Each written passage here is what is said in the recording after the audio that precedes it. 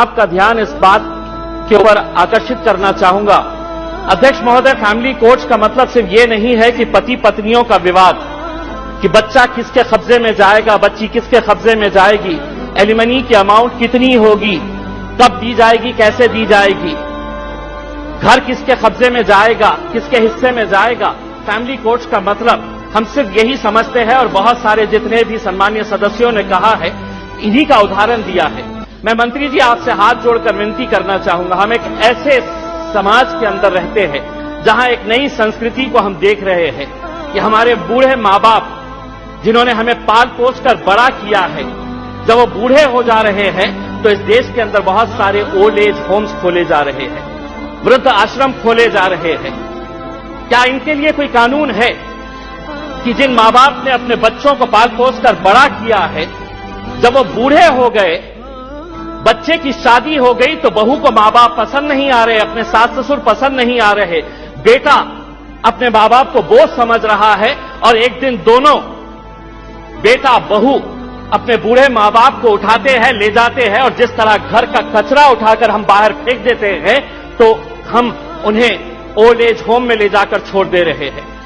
मैं तमाम सदस्यों से हाथ जोड़कर विनती करना चाहूंगा, मैं भी दिवाली के वक्त औरंगाबाद के मेरे चुनावी क्षेत्र के वो एक ओल्ड एज होम में गया था।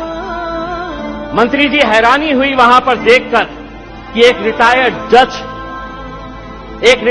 जज वहां पर उस ओल्ड एज होम में है। मुझे यकीन नहीं हुआ जब मैंने उसका नाम सुना कि उसके बेटे, इतना बड़ा घर है, ऐसा नहीं है कि बहुत गरीब है कि अब मां बाप को पाल नहीं सकते हैं, लेकिन एक रिटायर्ड जज भी उस ओल्ड एज होम में जब हमने देखे तो तब समझ में आया कि ये समाज कहां जा रहा है करके। तो ऐसे लोगों के लिए क्या कानून होना चाहिए फैमिली कोर्ट के जरिए?